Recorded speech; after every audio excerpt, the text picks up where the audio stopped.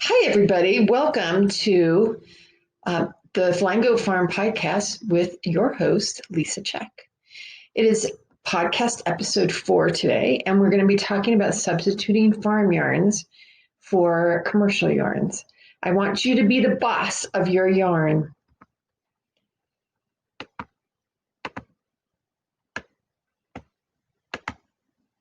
So here's what's happening on the farm. It is the second week of July, and it's pretty hot and muggy this week. Although there's a nice breeze going, all the sheep and goats are just in the barns. They've planted themselves right in front of the big fans that we have running, and they usually at this time of year they'll go out to eat at nighttime or in really early morning, and then they'll spend the rest of the day hanging around the barn. The dogs, Alfredo is out watching his flock. He's also positions himself in front of the fan. If it gets hotter and even more muggy than this, then we typically put him and his brother into the barn so that they have concrete to lay on. It keeps them cooler. And at night, we put him out into the barnyard area because we've had some issues with foxes this week. And that's primarily because Poncha had PTLO surgery 2 weeks ago. He's doing really good. I know a lot of people have asked about that, but he's living in the house right now.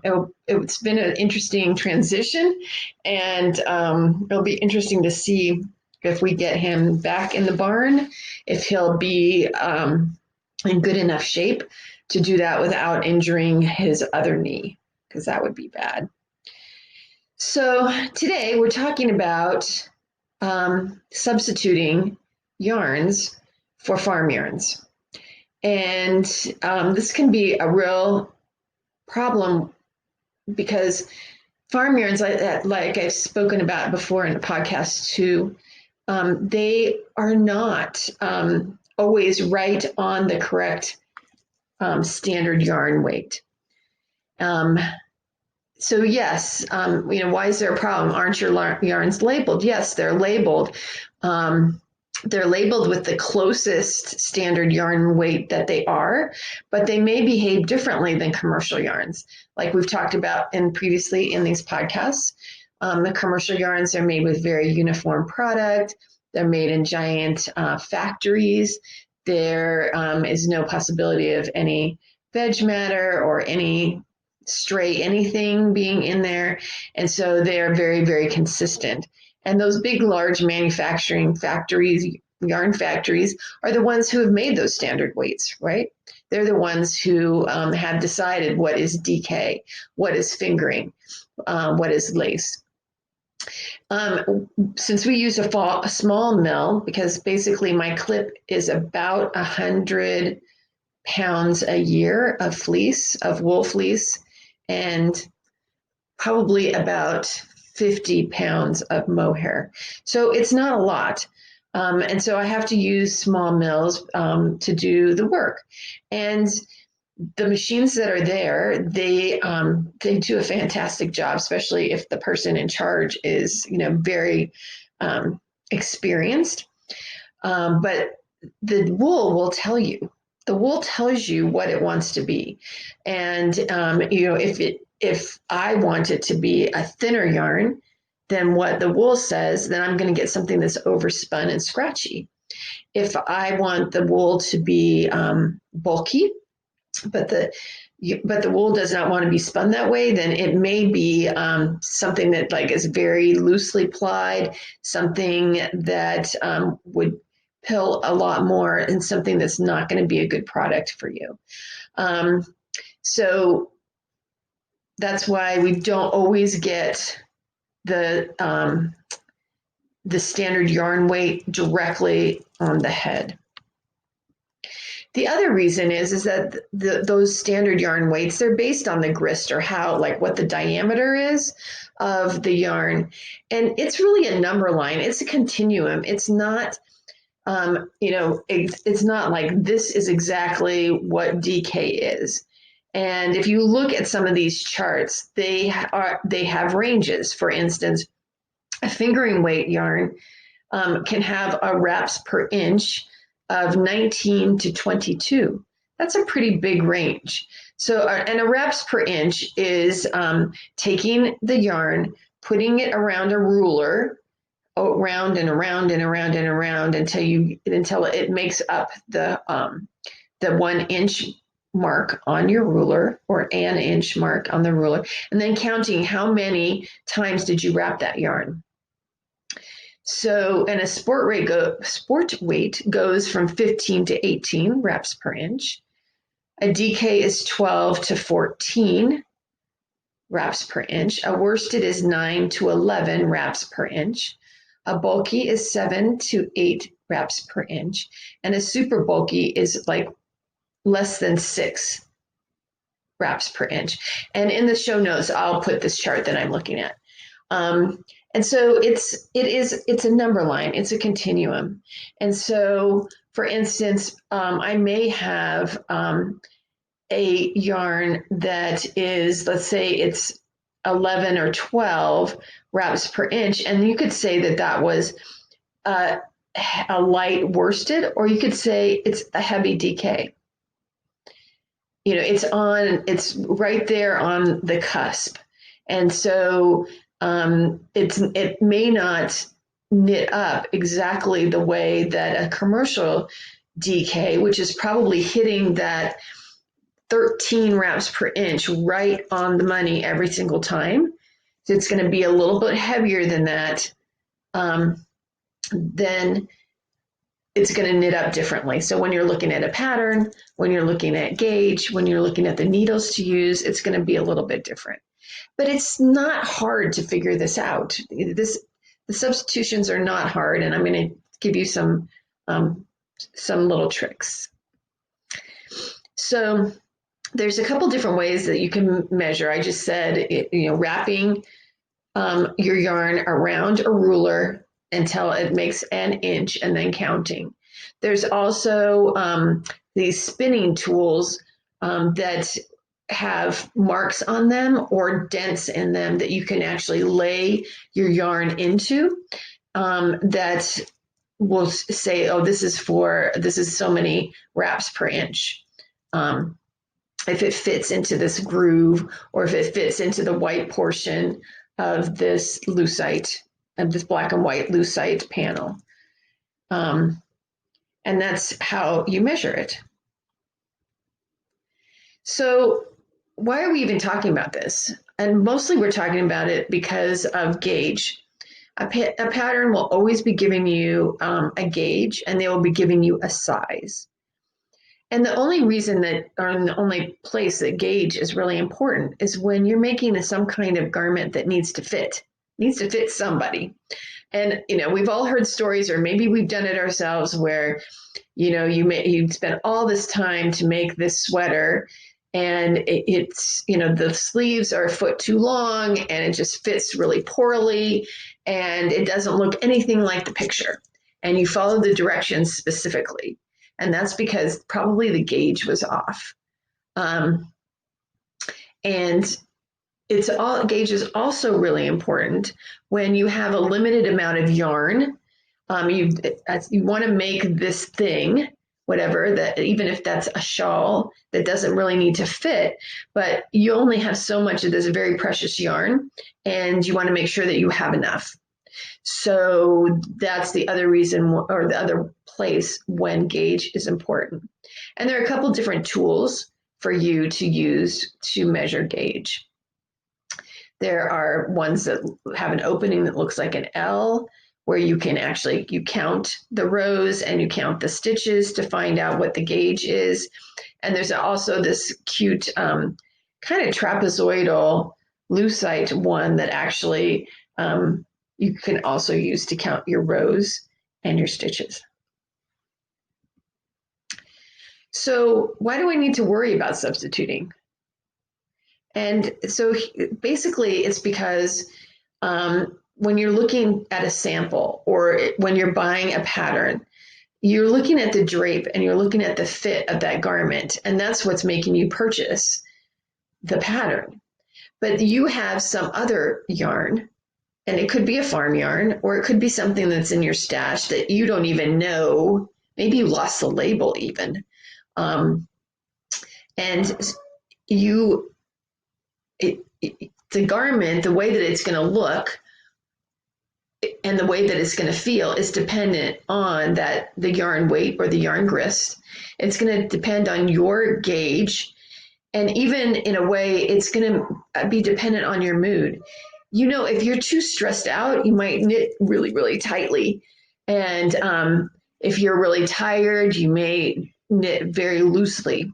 And then there's people that are just loose knitters or tight knitters. I know for myself, I'm a tight knitter. And so that my patterns, sometimes my patterns, when someone else knits them, look very different from when I knit them. And people know this. Working with yarn and thread is very person dependent.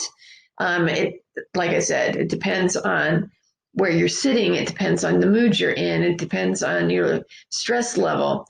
And a lot of people know that they are particularly a tight knitter or loose knitter, and they know that they need to change their needle size to compensate for that. I've seen that in a lot of yarn stores where somebody will say, oh yeah, this says, size 4. Well, I'm a tight knitter, so I need to go to a size 6. I mean, they just automatically know I need to increase it to needle sizes. And of course, changing needles is the easiest way to change your gauge or to meet the gauge in the pattern. So here's the steps that you need to take if you're going to substitute your yarn. Number 1, you need to measure the yarn grist by doing that wraps per inch. And, like I've said, that's just as easy as counting. And then if the yarn is a little bit higher than the middle of the road, like we were saying, DK, the middle of the road is 13. So if I do my wraps per inch and I find out that it's actually 14, then I need to use a little bit smaller needle, like go down 1 size. If I find that my wraps per inch is a little lower for that DK, instead of 13, it's 12. Then I need to use a little bit bigger needle. And then I'm sorry, the next step is, yes, you have to swatch. And I know you're going to say, but I don't want to swatch. I know. But when you need to fit in it, then you need to swatch it.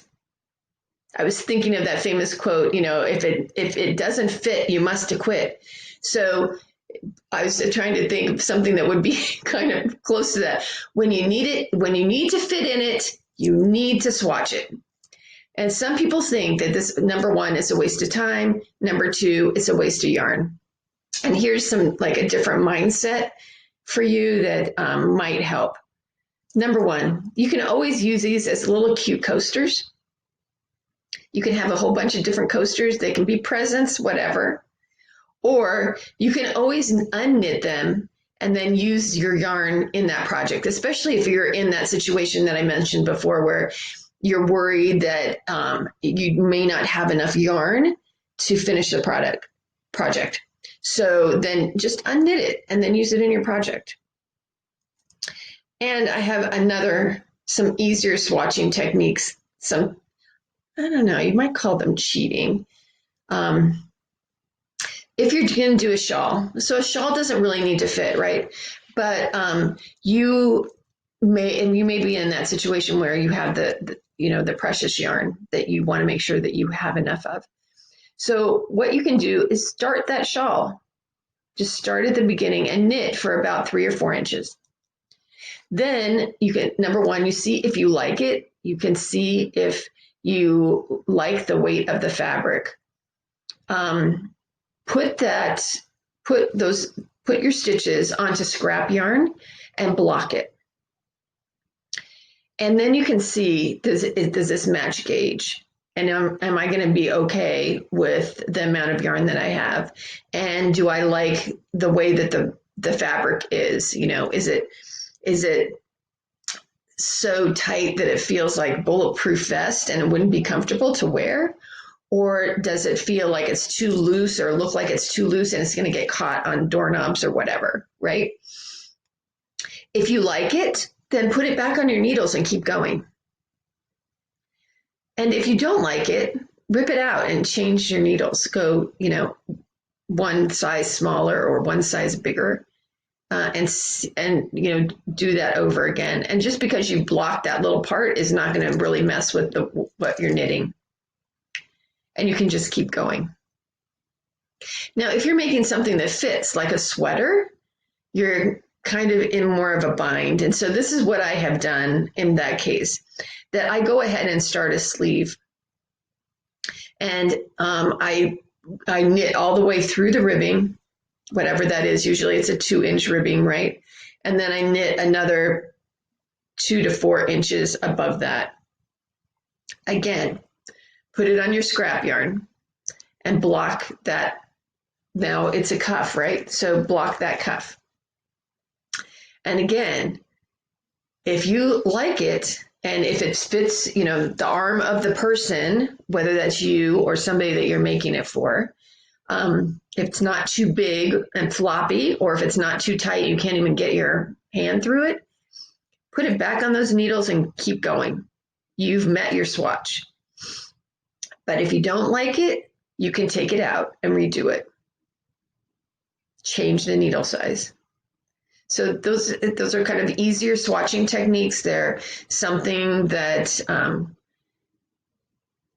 it will save you some time, and it will save you some money. And especially if you go through, the tips of, check out what the wraps per inch are, and look at the chart and see if you might need to, know in advance that you might need to change your needle size. Now, I've done some what I call mindful yarn substitutions. And both of these are in the area of shawls because, again, the shawl does not need to fit. So when you're making a shawl, you can be more free with the pattern and the gauge and the yarn. And this is a real place where you can be creative and you can, show your stuff kind of. So my example for this is the Raina shawl, which is a free shawl pattern on Ravelry. So many people have made it. Hundreds of thousands of people have that pattern in their cart. And it calls for a fingering weight yarn, and it calls for a size 4 needle. And it's a beautiful pattern. It works really well with variegated yarns. I wanted to make a shawl to highlight Zephyret. That's my yarn. That's baby alpaca, cashmere, and silk. And I was more of a fledgling knitter at the time, so I didn't know that I shouldn't do this, but I did it. I didn't follow the rules, and it turned out great.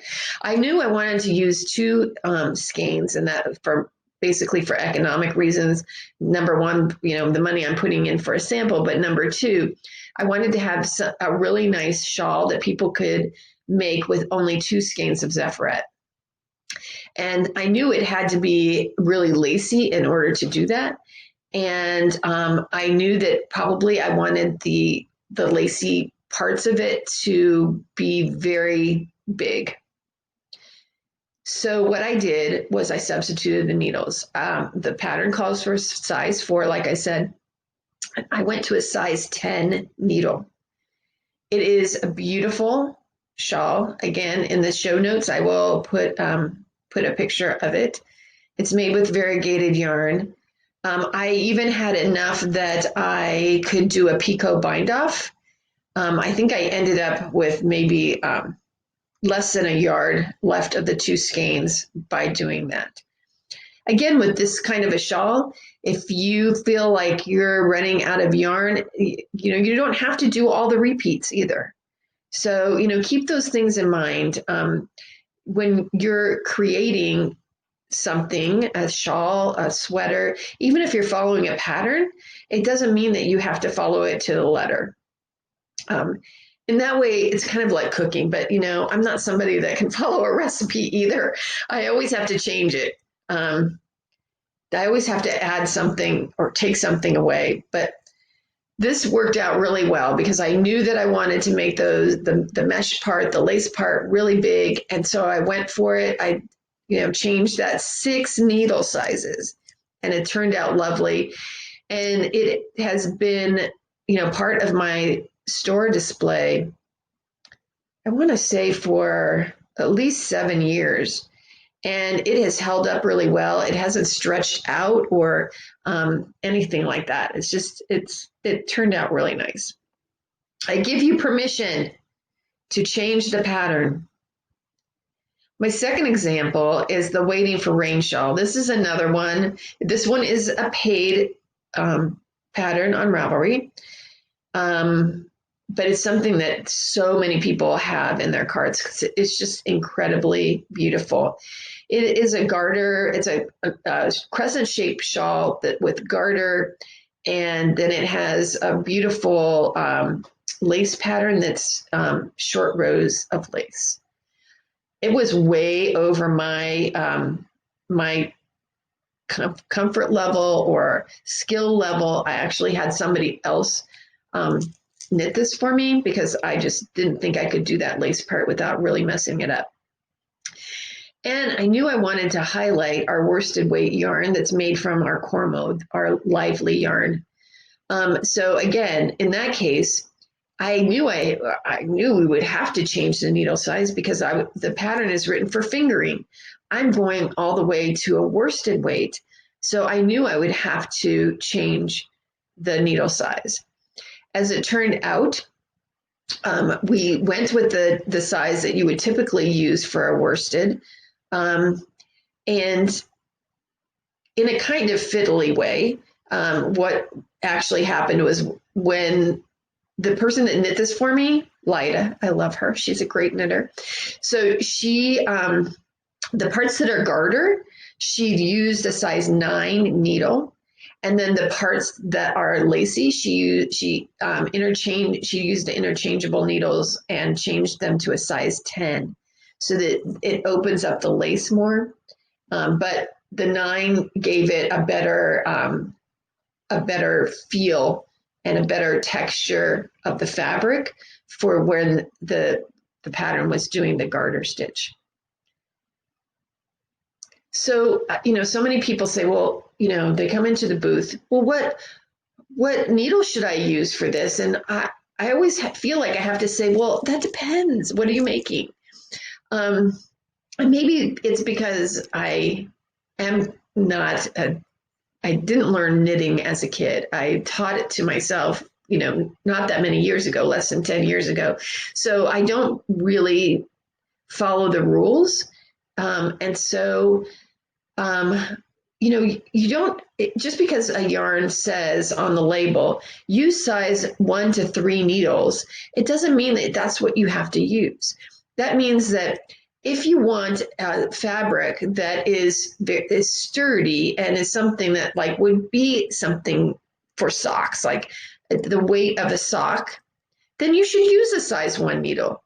But if you're using that fingering weight and you want to make a lacy shawl, well, take it up. Go ahead and you can be the boss of your yarn. And that's how I'm leaving you today. You get to be the boss of your yarn. And while it may, you may have to do some swatching, I think that you'll be happy because you'll be able to really express yourself and express what makes you happy while you knit. And that's the whole point of doing it, right? So that's our episode for today. I'm putting together some interviews with other fiber farmers so that you can hear what some other people have found that they do with their farm yarn. And I also wanted to put it out there. If you have a question, email me. You can go to our website, www.flyinggoat.com, and click on Contact Us. Send me a question. I want to do some question and answer podcasts too. And I love, talking to you guys and hearing what you want to know about. Also, every Thursday at 1 o'clock, I do a Facebook Live where a lot of times I'm answering questions for people. Sometimes I have things that I'm putting on sale, some yarns that I'm putting on sale. Sometimes I'm talking about patterns that we're working with. So join us for that too. And until I'm here again with you, happy making.